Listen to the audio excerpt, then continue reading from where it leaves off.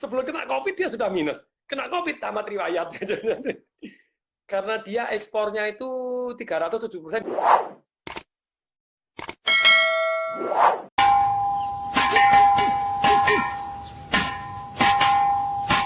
خش عاش عاش العود.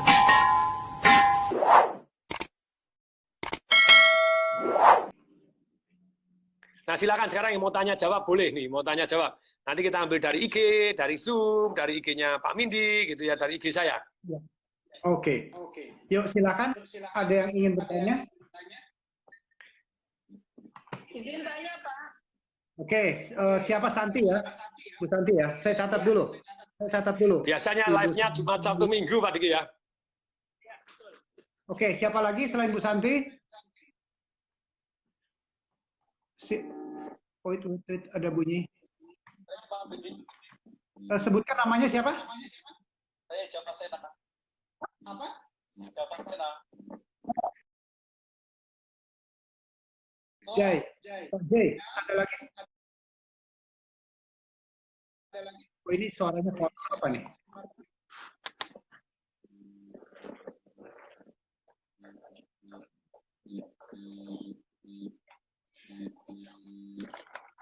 Nanti sebentar. Oke, siapa lagi yang bertanya?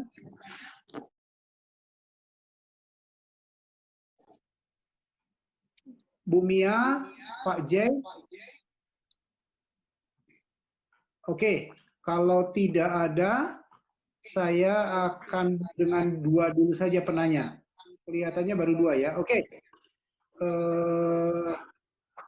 Ini banyak Pak, di siaran saya, di IG saya, ribuan orang yang nonton ini. Sudah banyak yang nanya juga. Oke.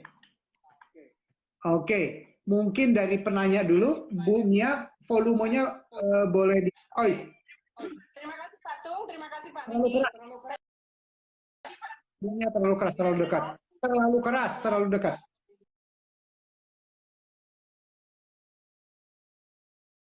Ya, oke. Dengar.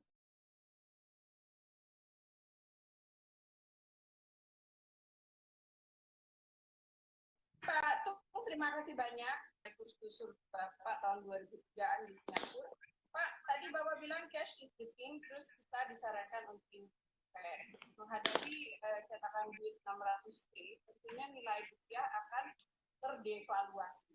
Untuk jangka pendek, apakah saran Bapak lebih baik kita rupiah atau kita beli lagi? Sebagai catatan, saya juga kayak Pak Tung, saya punya kos-kosan, saya punya beberapa aset yang bisa reproduksi, dan juga saya jalanin passive income seperti multi. Apa yang lebih baik untuk cash yang nggak seluruhnya, jangan taruh seluruhnya seperti Bapak tadi saran, jangan semua di Indomaret.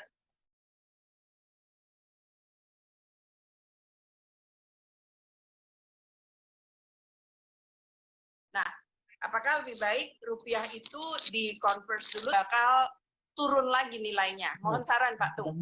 Ya, jadi dahsyat Bu, sudah mulai fokus passive income. Jadi saran saya untuk teman-teman semua gitu ya, baik di Instagram ataupun di Zoom, di Instagram saya ataupun Instagram Pak Min, bahwa kalau kita betul-betul mau antisipasi masa tua kita, apa ya kita mau kerja terus toh. Kita ya harus punya satu yang namanya passive income. Sedangkan kalau kita ditanya apakah harus beli dolar, nggak tahu kenapa ya, dari zaman kapan tuh saya rada alergi sama US dollar gitu ya. Kalau saya beli mata uang asing itu Swiss franc, Sing dollar gitu ya. Dua itu yang saya, Swiss franc sama Sing dollar, saya yang paling senang. Wah, saya satu hari dapat lotre.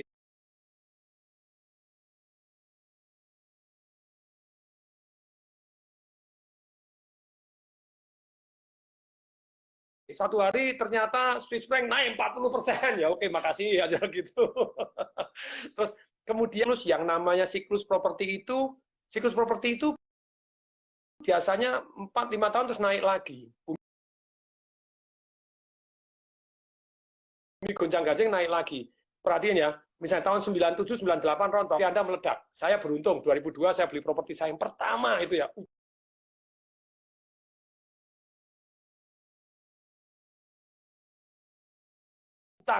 Utang IMF istri, mertua, dan family gitu ya. IMF dikerahkan, itu diganti. Di tahun 2008 rontok, perhatiin, 2009, 2010, 2011, 2015 mulai rontok, terus 2016. Sebenarnya 2020 ini masa-masa good, 2019-2020. Consulting Group, Indonesia itu ketika yang lainnya sudah % tumbuh. Diperkirakan kalau sampai akhir tahun masih kayak begini terus, Indonesia bisa minus 0,2%. Ya, kalau minus 0,2% selama 6 bulan nanti namanya resesi gitu ya. Kalau minus di atas 10% selama 2 tahun, depresi begitu ya. Nah, kalau ditanya dolar, saya itu nggak happy nih sama dolar, totally nggak happy gitu. Karena dia nyetaknya jauh lebih duit, lebih ngawur, nggak ada jaminan sama sekali. Ketika orang tidak percaya, ya sudah, habis dolarnya. Jadi saya akan share ya data ini. Dan 1 sampai 42, sampai di Amerika namanya yang presiden yang ke-42 itu namanya Bill Clinton, itu Amerika itu nyetak duit 856 miliar US dollar. George Bush Junior selama 8 tahun menjabat itu nambah 8 triliun. 10 kali lipat dari waktu itu uang beredar. Obama 8 tahun nambah lagi 8 triliun lagi, 8.000 lagi. Utangnya zaman Bill Gates itu kok Bill Gates, Bill Clinton kok Bill Gates terus ini konslet sama-sama Bill-nya. Bill Clinton sama Bill Clinton itu pada waktu itu utangnya cuma 2 triliun, jadi 2 triliun. Kemudian yang tadi 2.000 miliar US dollar. Ternyata pada waktu nambah lagi 8 triliun. Oh, sorry. Tadi Obama nambah 4 triliun. Tapi utangnya zaman Bill Clinton itu 2 triliun. Itu zaman si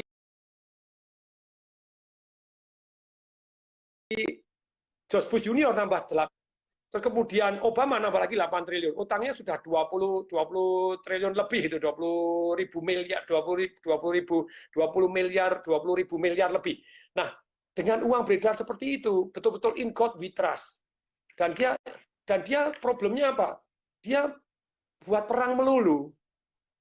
Kalau di Tiongkok dibuat bangun. Dan dia kan ngomporin perang terus, ngomporin perang di Irak, ngomporin perang di Afghanistan. Untuk perang melulu, dari duitnya tidak untuk bangun. Di Tiongkok iya nyetak duit, tapi untuk bangun gitu ya. Nah, jadi yuan apakah bisa diharapkan? Menurut saya, ya tetap namanya currency ini betul-betul in God we trust. Anda percaya sama uangnya, selesai. Kalau tidak percaya, habis. Dan kalau saya lihat dari dunia perang currency, maunya perang currency itu saling cetak. Jepang ikut nyetak, ini ikut nyetak, ini semua nyetak, termasuk Indonesia. Amerika nyetak banyak, loh kok dolar bisa naik? Karena Indonesia ikut nyetak, nambah 80% uang beredar pada waktu zaman Pak SBY 2009 sampai 2014. Orang nggak protes tuh, nyetak berapa ratus triliun, banyak sekali. 3.000 berapa, jadi 5.000, hampir 4.500, 3.000 jadi 4.500, jadi lebih, jadi total 80% nambah uang beredarnya. Nah kalau nambah uang beredar, ya makanya kita kelihatannya pegang rupiah kalah sama dolar, karena dolarnya melejit. Ya karena kita nyetaknya banyak, walaupun Amerika juga nyetak banyak. Utangnya kita juga nambah banyak. Nah, saran saya makanya begini, yang paling fair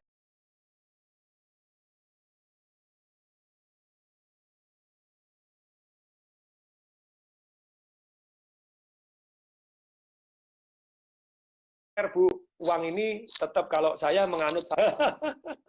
Anak saya di Amerika ya sudah, biaya sekolah kamu segini habis, mati hidup segitu ya nak ya, jangan dia habis-habisin. Ini dolarnya Bapak ya cuma itu US dollar. Tapi yang di lain-lain saya punya. Credit Suisse, apa yang Swiss franc saya ada, terus kemudian yang Sing dollar saya ada gitu ya. Tapi Sing dollar juga susah ini hari ini juga. Nggak enak, ekonominya sudah negatif, sudah definitely dia resesi, sudah lebih dari 6 bulan minus dia. Sebelum kena COVID dia sudah minus. Kena COVID tamat riwayat. Karena dia ekspornya itu 370% dari GDP, ekspornya dia. Akibatnya begitu ekspornya rontok, kena perang dagang, dia tamat. Indonesia ekspor nggak sampai 30% dari GDP, jadi masih selamat-selamat saja mau perang dagangnya. Makanya hari ini sebetulnya butuh, kalau kita Indonesia ini 600 triliun, pertanyaannya disebarkan kemana? Kalau saya industri yang pemerintah ya produksi rumah, produksi apa, dan mereka produksi ini dijual as is, misalnya rumah bangunnya cuma 1 meternya rumah RSS 1.600.000 ya dijual 1.600.000. Nanti balik ya dibakar lagi aja supaya tidak inflasi. Tapi kelihatannya tidak bisa. Karena kalau mata uang Indonesia menguat sendiri, nggak mungkin. Jadi ketika Pak Mardigu ngomong, kita utangin aja berapa ratus triliun, nanti ditarik, dikembalikan, dibakar, nggak bisa. Kita bakar mata uang kita menguat. Kalau mata uang kita menguat, ekspor kita kalah. Ekspor kita kalah, cadangan devisa berkurang gitu. Jadi dilema pasti akan cukup diinflasikan. Sudahlah, sejarah kan menginflasikan diri terus. Dari zaman kapan? Selalu kan menginflasikan diri terus. Jadi pegang uang bagus untuk babat-babat properti-properti yang diskon. Memang diskon ini kalau untuk yang properti yang hari ini yang 500 jutaan ke atas diskonnya cuma 10%, 15%. Tapi properti mewah, bisa 60% juga dapat gitu ya. Kalau 50% saya sudah dapat. Hari banyak. Pak, apartemen 26 juta, Pak, tolong beli 13 juta semeter. Separuh aja, wes, lepas. Teman saya, Pak, saya punya aset banyak sekali, berapapun saya beli dulu, saya jual separuh harga. Wes, bayarin aku cash. Hari cash is the king. Dan saya siap. Saya sudah jual hotel, saya sudah jual hotel, jual satu siap. I'm ready untuk beli-beli. Semoga terinspirasi, Ibu. Terima kasih, Pak Tung. Yes, Bu. Terima kasih. Thank you, Pak Tung. Yes, thank you. Silakan. Ray, dari Oke, silakan Pak Min. Jogja. Jogja, silakan. Suaranya belum keluar Pak Min, belum di-on-kan. Suara belum di-on-kan Pak Min. Yes. Ya. Pak Ray, silakan dari Jogja. Malam Pak Ade, Pak Tung, suhu ini. Samurnya Pak. Tadi udah saya WA Pak Tung. Pak Tung, Pak Ray. Saya kan produksi lampu ya untuk decorative lighting untuk hotel dan supermall ya. Dengan adanya pencetakan uang yang nilai 600 triliun, apa dampak terburuk? Ya, karena begini, 60% material saya itu kan bahan dari impor. Ya. Apa dampak terburuk dari pencetakan uang 600 T itu? Karena saya khawatir nanti ada kejadian tahun 97-98 akan terulang lagi gitu, semacam déjà vu gitu Pak. Gimana? Saya khawatir nanti kejadian 97-98 akan terulang lagi, semacam kayak déjà vu gitu. Apakah nanti akan berimbas terhadap pencetakan uang yang 600 triliun ini Pak? Sebetulnya jadi pasti akan ada imbasnya ya, inflasi itu, dan saya yakin sebenarnya bukan cuma 600 triliun kok. Ada surat berharga yang dikeluarkan lagi, pencetakan akan jalan terus gitu ya. Jadi more than that gitu Pak. Jadi dan kalau dari saya prediksi yang belum tentu benar, yang masih ngawur ini tadi, bahwa mungkin yang namanya dampak COVID ini bukan hanya short term saja Pak, enggak. Tapi at least 2 tahun Pak.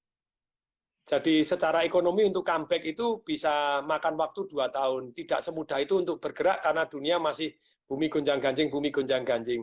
Nah, terus kemudian, kalau gitu, kalau nanti bisa jadi naik, yes. Tapi kalau kita semua di stok, kayak saya punya saudara sangat-sangat kaya karena nyetok plastik, Pak, bahan plastik pada waktu itu gitu ya.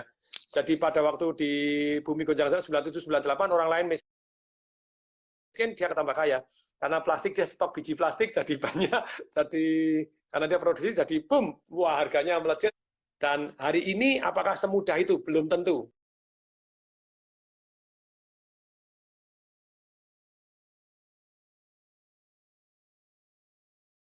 Karena masih hidup, Pak. Kalau ini UMKM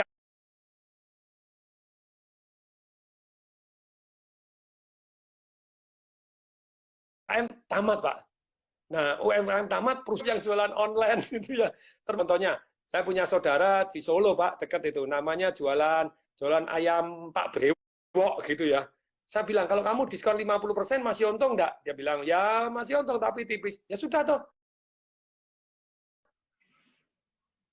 Aku tobat-tobat ini lebih ramai daripada sebelumnya. Betul. Secara laba plus minus mungkin baliknya. Tadi mungkin tidak setinggi dulu yang bisa marginnya cukup besar. Tapi sekarang tetap ada laba, yang penting puter dan bisa bayar karyawan, bisa hidup. Kalau sekarang secara umum ya, tidak semua perusahaan, secara umum itu adalah kita survive aja sudah beruntung. Nah, mau untungnya dari mana? Untungnya dari uang mengalir ke arah mana tadi? Ke investasi yang tadi perak, atau saham nanti yang booming lagi, atau yang kemana. Nah, oke, saya akan share ya. Pertanyaannya gini, Pak. Kalau kita menghadapi bisnis yang stuck, apa yang kita lakukan? Biasanya cuma 3 yang saya lakukan. Saya punya banyak anak perusahaan. Kalau stuck, tidak naik atau turun, ada perusahaan saya ada yang turun 90% juga, begitu ya. Sekarang mulai comeback. Yang saya lakukan 3 aja. 1, harus punya rencana baru. Apa itu rencana baru? Yaitu kamu punya produk baru, detail baru saya beri contoh. Laundry saya, Pak, tempel. 10.000. Ketika gini saya panggil manajemennya. Ini gimana? Nggak naik, Pak, ini gini nih. Ganti. Pak, saya masih punya program sih. 5 gratis 1. Menurut saya 5 gratis 1 juga tidak ngangkat. Oke, silakan dijalankan programnya. Ternyata nggak ngangkat. Begitu nggak ngangkat, 1 bulan saya review lagi. Oke, ganti. Ganti detailnya. Langsung naik 3 kali lipat. Tadi kan 10.000 per 7 kilo toh. Sekarang saya ganti. Cuci murah toh. Saya enggak. Cuci termurah di Indonesia. Rp 1.400 per kilo. Sama wae. 1.400 sama 10.000 per 7 kilo kan sama. Tapi omset naik 3 kali lipat seketika. Dahsyat toh? Nah, jadi nomor 1 harus punya rencana baru. Yang kedua, itu kalau ternyata rencana baru nggak bisa, rencana ABC tidak bisa, yang kedua, saya ganti manajemen baru. Termasuk kayak Pak Diki. Pak Diki kan punya laundry. Laundrynya saya amati. Waduh, omsetnya kecil. Terus saya lihat karyawannya gini, saya bilang, Pak Diki, karyawan sikat ganti baru semua. Saya biasanya keras kepala, hati yang lembut, Pak. Jadi keras pada prinsip saya lebih gampang mencat orang daripada terima orang. Terima mesti masa percobaan cukup lama. Nah, gasak semua, gimana Pak Diki? Tanya Pak Diki.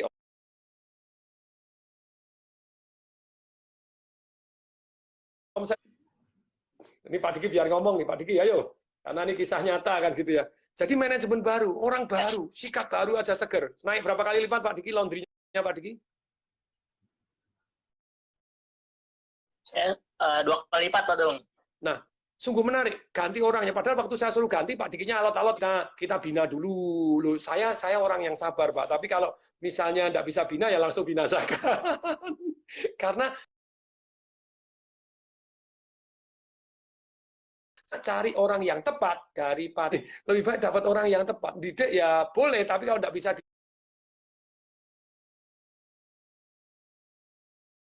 dibina ya langsung binasakan saja. Kasih waktu tidak bisa ya gasak, ganti. Jadi ada rencana baru. Entah istilahnya produk baru, wilayah baru, cara marketing baru, cara promo baru, detail baru, sistem komisi baru, affiliate marketing baru, karyawan baru juga boleh. Tapi kalau tidak bisa, yang kedua, manajemen baru. Manajemen ya tutup dengan damai. Satu hari saya pernah punya pabrik tabung gas terbesar di Indonesia. Bumi goncang kancing. Saya jual S8. Jual yang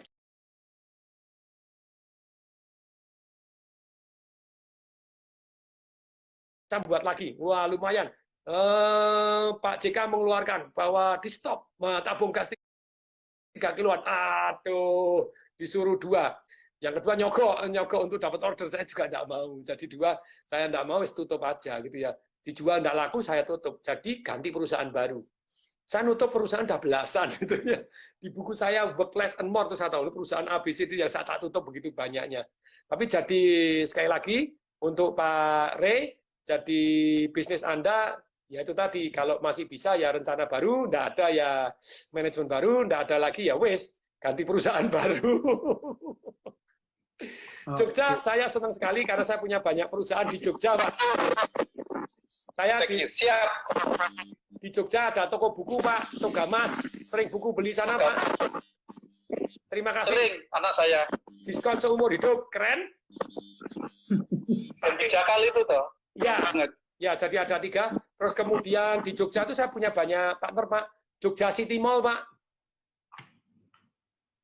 Hotel, Jogja The Ritz.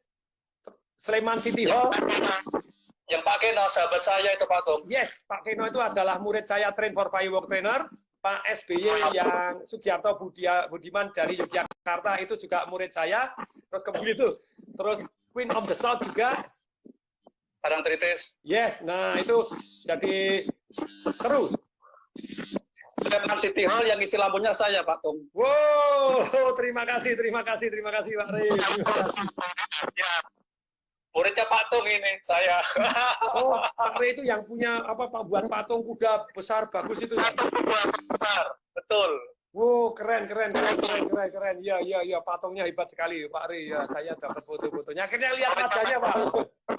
Siap. Dan hari ini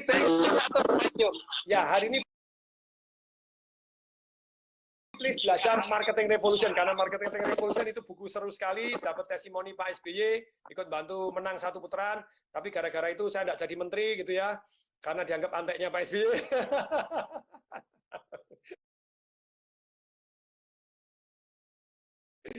Oke, enggak apa-apa ya, wes oke. Kita lanjut. Oke. Kelihatan sangat menarik patung udah pasti. Tapi kembali waktu juga yang membatasi kita. Kita memberikan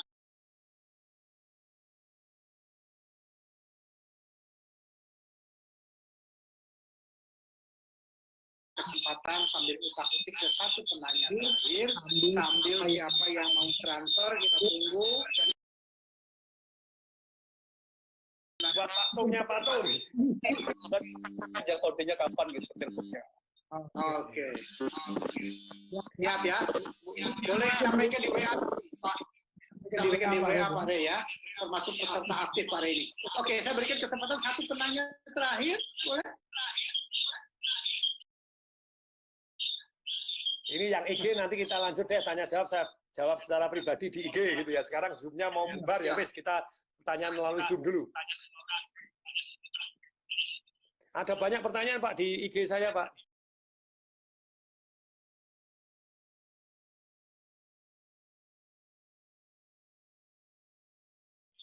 Ada pertanyaan atau Pak Tung boleh jawab pertanyaan Pak Tung di sini di IG sana. Oke.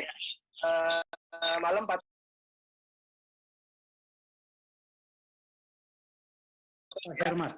Saya pengen retail dan shopping mall Pak. Kondisi nanti setelah COVID, kira-kira gambaran dari Pak Tung seperti apa? Kemudian yang kedua, apakah ke depannya itu brand-brand lokal akan bisa lebih berkembang Pak nantinya? Makasih Pak. Jadi apakah bisa berkembang itu tergantung dari ilmu marketingnya dia. Jadi bukan apakah bisa berkembang, selalu jawabannya kalau apakah bisa selalu bisa, tergantung ilmu marketingnya. Sedangkan kalau untuk yang namanya shopping mall itu akan beralih ke satu, dari dulu saya antisipasi. Makanya saya sempat survei sampai ke Kuala Lumpur, di mana mereka mengubah mall itu menjadi seperti indoor Disneyland. Jadi indoornya itu sudah pakai yang namanya jenenge apa itu? RV apa yang bisa untuk jadi 3D yang tapi pakai gerakannya gini doang. VR ya Pak. VR. Ya VR. Pakai teknologi VR dia sudah dapat dari Marvel gitu ya. Jadi license-nya untuk membuat game-game Marvel, dia membuat pertama kali di Kuala Lumpur, tapi saya tunggu-tunggu enggak jadi-jadi, dia sudah deal. Nah, sebetulnya itu nantinya yang mall-mall ini jadi tempat makan, tempat ya shopping itu shopping yang impulse buying, karena manusia sudah terbiasa sekarang menggunakan internet. Jadi mulai sekarang kan dipaksa lockdown ini tadi ya, istilahnya setengah lockdown di rumah saja, ini mulai banyak beli. Kayak dulu, contohnya, saya mau beli apa-apa, saya mesti langsung pergi ke mall, mall deket kok. Hari ini tidak boleh, juga tutup. Makanya terpaksa mau tidak mau beli online. Kayak tadi saya baru beli, wah PS3 anak saya rusak, ya beli online. Anak saya tidak pernah main PS3 nih, baru main, sudah ngerjakan PR, dia sudah lulus sekolah, sudah begini, ini kan mau terima rapot, ya mau main PS3, PS3-nya saking lamanya tak simpen. Padahal saya punya PS4 juga, tidak pernah dipasang, sampai sekarang tidak pernah dipasang. Ini baru ya PS3, nah itu beli online. Dulu kalau begini saya mesti langsung lari ke mall. Jadi retail nanti akan makin lama makin banyak yang online, karena sekarang sudah mulai terbiasa. Oh enak ya online. Ternyata online bisa membandingkan harga ya, lebih murah. Jadi kita retail akan go to online. please go to online and not you die gitu ya. Terus mall akan berubah menjadi tempat hiburan, tempat makan, tempat bermain, tempat hiburan. Makanya begitu ada satu konsep yang pakai VR yang bisa dapat Marvel untuk istilahnya kayak Disneyland, itu tergantung cuaca. Cuaca badai dia sepi. Nah, tapi kalau sudah in-house tidak tergantung cuaca. Sudah di mall tidak tergantung cuaca. Nah, dugaan saya mall-mall nanti jadi tempat berhibur. Retailnya ada itu cuma basa-basi dalam arti ya wis aku beli ini, beli itu sambil berlibur. Nah, untuk itu sampai saya survei duluan, survei ke KL kemana, dan untuk kalau bisa nanti saya bawa spread ada mall sepi saya ambil alih ganti jadiin tempat bermain. Karena beberapa negara yang sudah buka lockdown-nya itu kan katanya animonya orang datang ke mall kan luar biasa, Pak Tung. Jadi senang sekali gitu ya, gembira ria gitu. Kayak Tanah Abang buka, langsung lari, langsung muncul. Iya, dan ramai sekali sih kalau nggak salah kemarin berita-beritanya seperti itu. Itu namanya kangen kan gitu ya. Sebetulnya di kemudian hari saya kan ngamatin banyak sekali yang retail-retail yang merek-merek juga tutup. Michael Kors tutup, terus yang ini tutup, yang ini tutup, ya.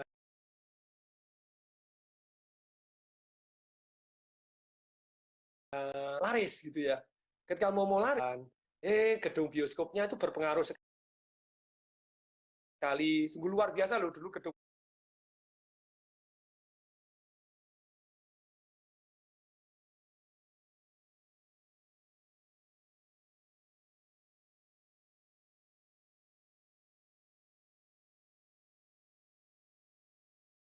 bioskop kita anggap tidak akan hidup dengan adanya video, ternyata tetap kayak di tempat saya yang mall yang di Jogja, Pak, Jogja City Mall, itu kita beruntung karena GM-nya itu jago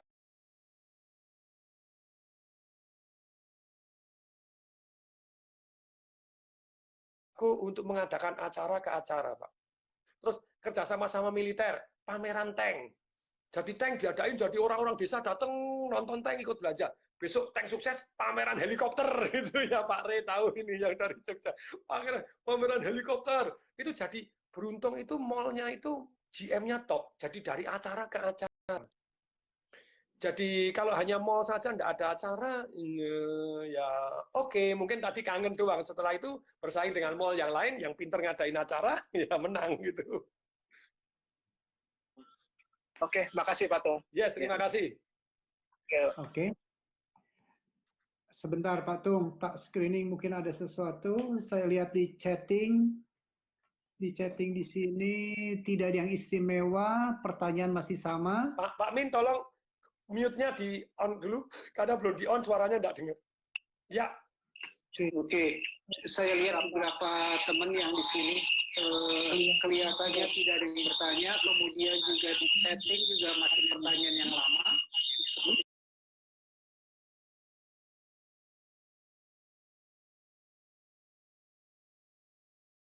Tadi kalau ini di Instagram saya yang tanya ratusan ini Pak. 930 lebih.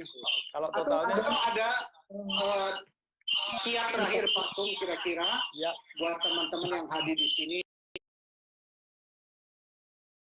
setidak-tidaknya apa dalam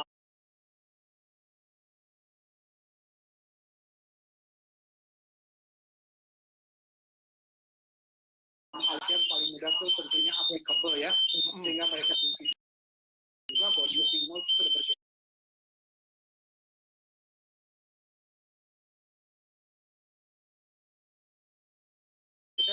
Ada beberapa kiat yang bisa menjadi daging.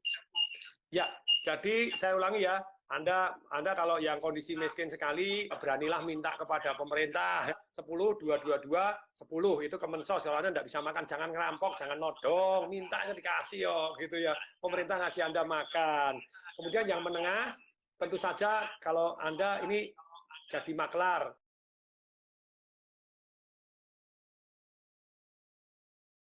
usaha Anda alangkah baiknya di ekotif, kemudian tentu saja health concern, ataupun help people, membantu orang lain.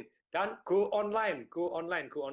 Terus kemudian setelah yang kedua, kemudian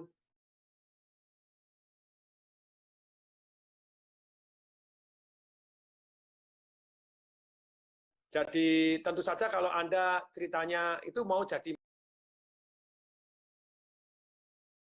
yang kalau Anda istilahnya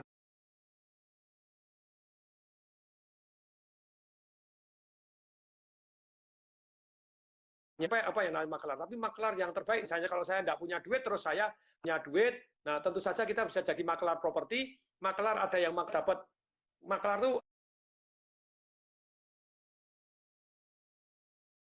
ada beberapa macam nih. Anda bisa jadi agen properti yang dapat komisi misalnya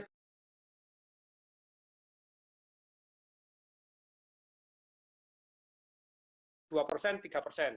Tapi Anda juga bisa jadi hari ini top. Saya jualkan, Pak.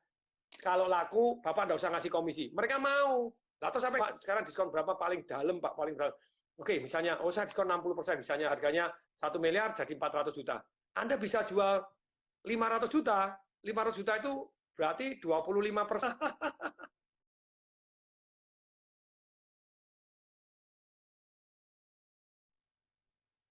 Atau 20% dari harga saya hari ini. Yaitu apa? Deal, Pak, Anda diskon yang paling dalam, hari ini susah, saya bantu jualan, tapi saya tidak usah bayar saya komisi. Tapi saya bayar ya, berapapun laku saya bayar, nanti sisanya untuk saya ya. Ya, oke, tanda tangan. Sudah tanda tangan, kita bantu jualan, begitu laku, kita dapat margin yang luar biasa. Itu lebih gede dari 2-3%, bisa dapat 10, 20, 30%, terserah Anda yang naikin harga. Itu naknan, itu daripada 2-3%. Oke, berikutnya yang ketiga, ya itu dengan nanti juga jadi kita 50-50 sama mereka. Pak, ini harganya 400 juta, 50-50 boleh nggak? Boleh. Cara kalau nggak mau nanti cari yang lain, banyak yang mau kok. Nanti saya dibayarin dulu, saya 200 jutanya utang. Bayar Pak aman. Misalnya Pak, kalau dalam 3 tahun nggak laku minimal untung 100%, propertinya Anda ambil karena properti pada waktu diambil langsung atas nama Anda, tidak atas nama saya, jadi aman. Tapi dalam 3 tahun kalau untung 100%, nah yang 200 juta itu saya kasih bunga, entah 12%.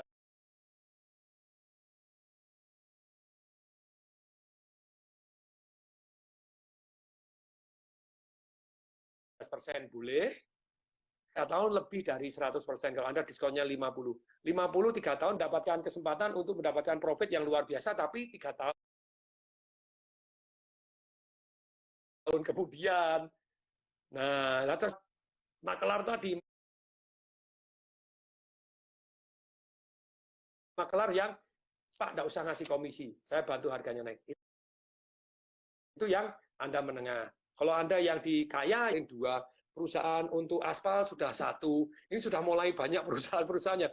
Angkat tangan ya mau dibeli boleh, dijual. Nah, kita jadikan makelar, kita juga bisa. Kemudian kalau Anda kaya, masih ingat ada 7, Anda antisipasi. Caranya antisipasi apa? Nomor 1, cash is the king. Tapi kalau cash terus, lama-lama cash Anda jadi trash loh. Jadi Anda harus go to distress asset. Yang ketiga, emas dan perak. Yang keempat, bisnis yang produktif, menghasilkan cash flow yang tahan krisis. Kalau saya pribadi, saya hobi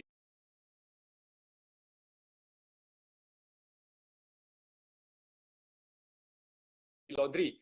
Anda tanya laundry, juga Anda boleh WhatsApp nanti ya. Anda WhatsApp ini kalau Anda mau tanya laundry, Anda boleh tanya di Anda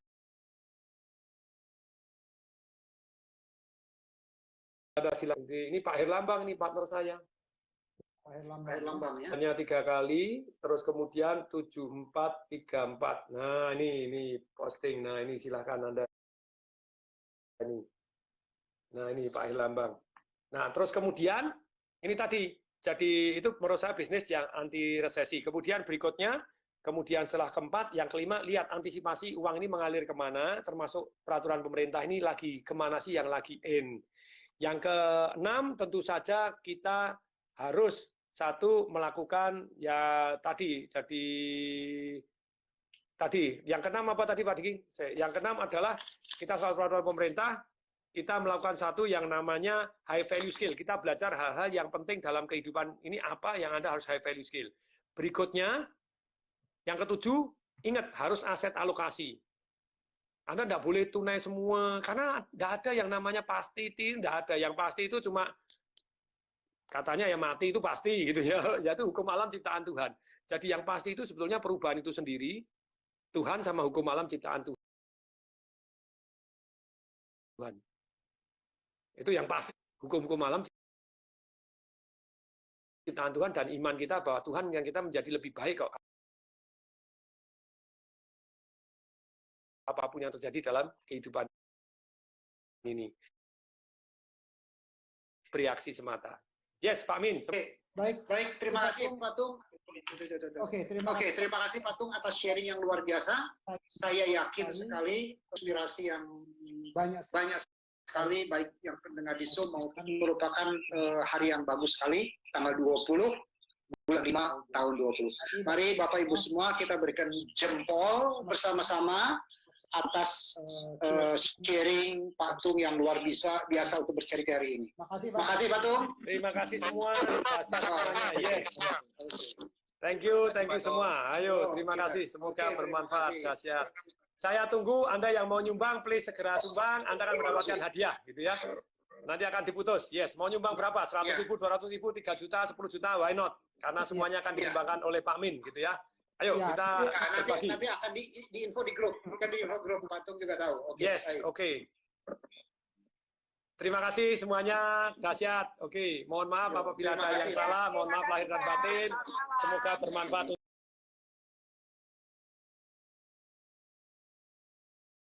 untuk semuanya. Habis itu lagi, oke ya. Terima kasih. Biar jos, biar